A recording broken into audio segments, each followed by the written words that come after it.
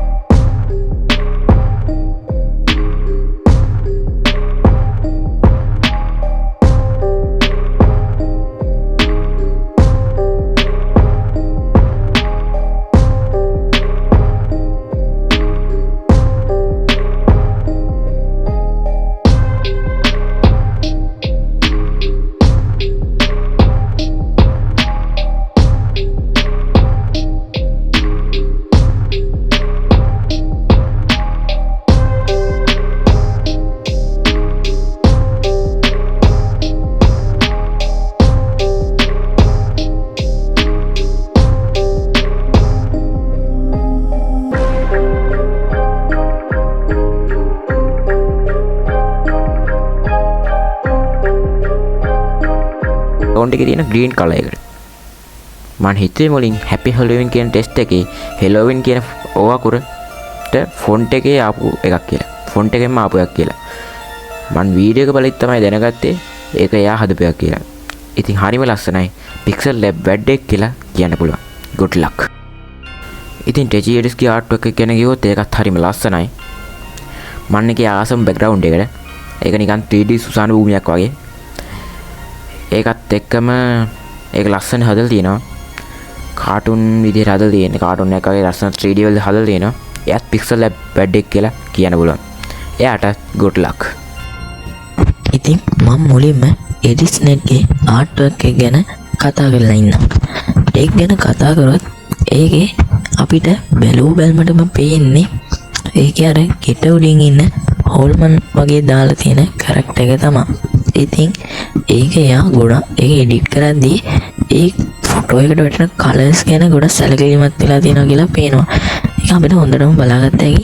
දැන් මේ උඩින් තියෙන ෆොටෝ එකේ හඳ එළිය ඒ හෝල්මන්ට වැටිලා තියෙන විදිහට එයා එඩිට් කරලා තියෙනවා කියලා අපිට බලා ගන්න පුළුවන්.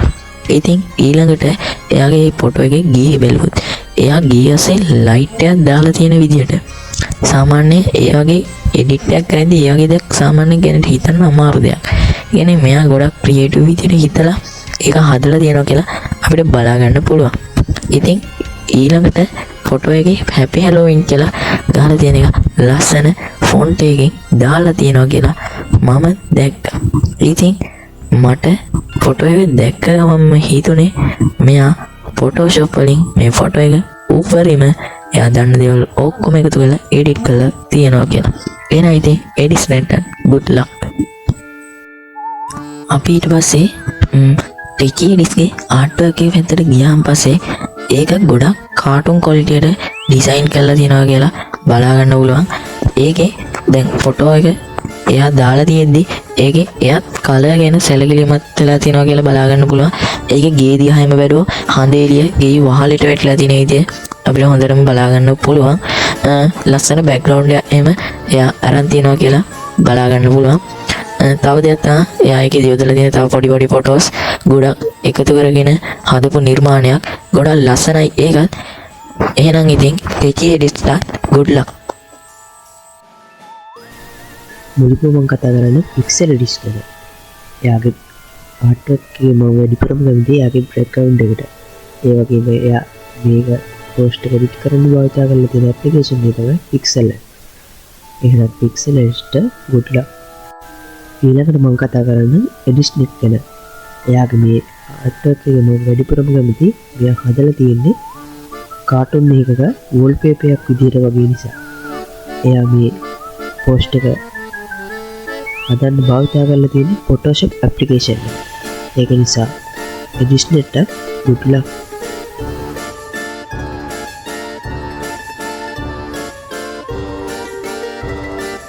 ඉතින් කල්පනා කරනවා ඇති මේ නත්තල්ලාසේ මොන හැලෝවින් එක